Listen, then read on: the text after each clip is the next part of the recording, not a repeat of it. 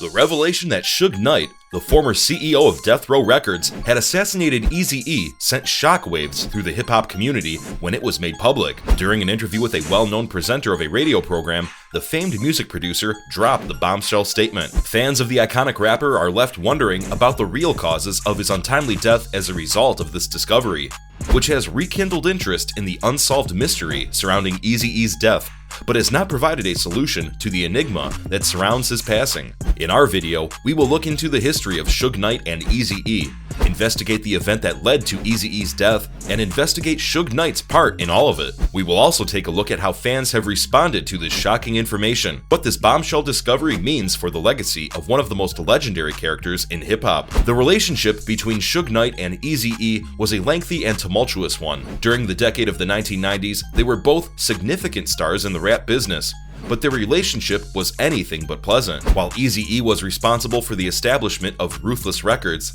Suge served as the CEO of Death Row Records. Their competition started when Eazy-E refused to turn over Dr. Dre's contract to Suge Knight, who was attempting to expand his empire at Death Row Records. Suge Knight was seeking to sign Dr. Dre to a record deal. Because of this, the two record companies got into a quarrel with each other, which eventually led to violent altercations and even drive-by shootings. Despite the fact that they were bitter rivals, Suge Knight and Eazy-E respected one another for their business and musical prowess that each had. However, all of this changed in 1995 when Eazy-E revealed that he had been diagnosed with HIV/AIDS. This was a turning point.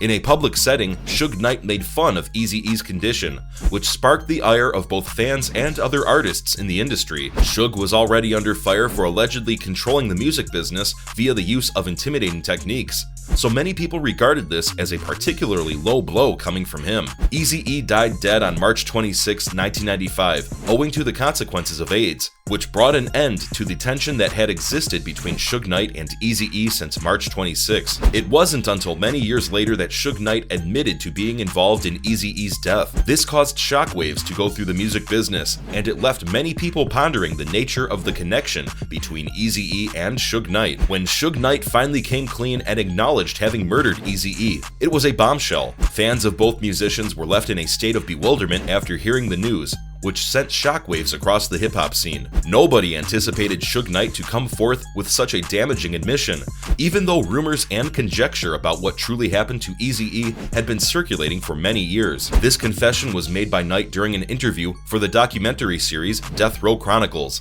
which airs on BET. He said that he injected HIV-infected blood into Eazy-E when the rapper was in the hospital being treated for what he believed was asthma. He said that he did this while Eazy-E was in the hospital. According to Knight, Eazy-E signed away Dr. Dre and other Death Row musicians to other companies without his knowledge or agreement, and this act was Knight's means of exacting retribution against Eazy-E. Many people were suspicious of Knight's allegations, and some even accused him of making up the tale in order to keep his status as a renowned player in the music business and remain relevant in the industry. Regardless of whether or not the confession made by Knight is accurate, the fact that he made it has unquestionably added another degree of complication to the already complex connection that exists between these two famous characters in the history of hip-hop. Eazy-E was sent to Cedars-Sinai Medical Center in Los Angeles on February 24, 1995, with what he thought was asthma and was diagnosed with the condition. However, further tests revealed that he had HIV/AIDS, indicating that he had been exposed to the virus. The hip-hop culture and fans all around the globe were taken aback by this piece of news.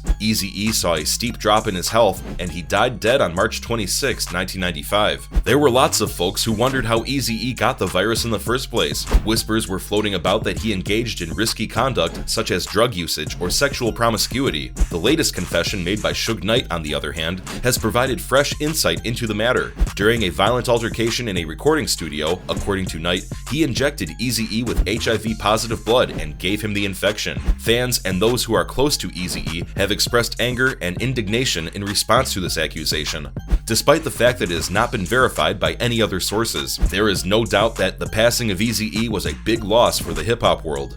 This is true despite the fact that it is unknown how he became infected with the virus. He was an early innovator of gangsta rap and was instrumental in paving the path for other musicians to follow in his footsteps in the genre. His contributions to the business, particularly his music, ensure that his legacy will be remembered far into the future. The question of what part Suge Knight played in the passing of Eazy-E has been a source of contention for many years.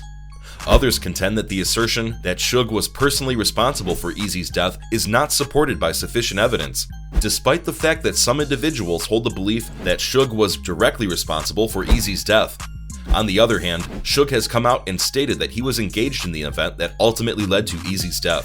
Suge claims that he and Eazy had a chat in which they addressed their disagreements and resolved their issues with one another so that they could go on.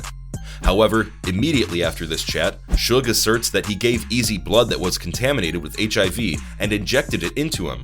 It is speculated that Eazy-E's death from problems connected to AIDS was a direct result of this deed.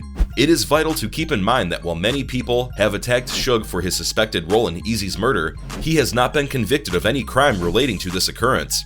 This is something that has to be kept in mind. Despite this, it cannot be denied that Suge's confession has provided fresh insight into the events that led up to Eazy-E's unfortunate death. Following Suge Knight's admission that he was responsible for Eazy-E's death, fans were left in disbelief and sorrow. A good many of them couldn't fathom how someone who had been Eazy-E's close friend and business partner in the past could be capable of anything as horrible as what they had seen. On many social media channels, fans expressed their shock at the revelation and their wrath against Suge Knight. The story spread like wildfire throughout these platforms. Some listeners went to the extreme of shunning Suge Knight's music as well as his record company, while others demanded that justice be carried out. A number of fans began to speculate that there was more to the tale than what they were being told after the disclosure, which in turn gave rise to a number of conspiracy theories. The general response from the audience was one of astonishment and dissatisfaction. The untimely passing of Eazy-E, who was revered across the hip-hop world, has created a gap that will never be replaced to the same extent. The fact that it occurred at the hands of someone he had placed his faith in, making the news that much more upsetting for his devoted followers. The news that Suge Knight was involved in the murder of Eazy-E sent shockwaves across the entire music business as well as beyond. The terrible event not only resulted in the loss of the life of a gifted artist, but also brought to light the seedy underbelly of the entertainment industry. While some followers may have reacted to Knight's confession with skepticism, others were left with a sense that they had been disappointed by someone they had previously revered. It is vital to keep in mind that this occurrence serves as a reminder of the harsh realities that may exist behind closed doors in any profession. And regardless of how one personally feels about Eazy-E or Knight, it is necessary to keep this in mind because it serves as a reminder. As individuals, it is essential for us to demand openness and responsibility from those in positions of authority so that tragedies such as this one do not occur again. That's all for today's video, guys. If you like our content, feel free to subscribe to the channel, share, and hit the notification bell to get the latest news from us. Thanks for watching, and see you next time.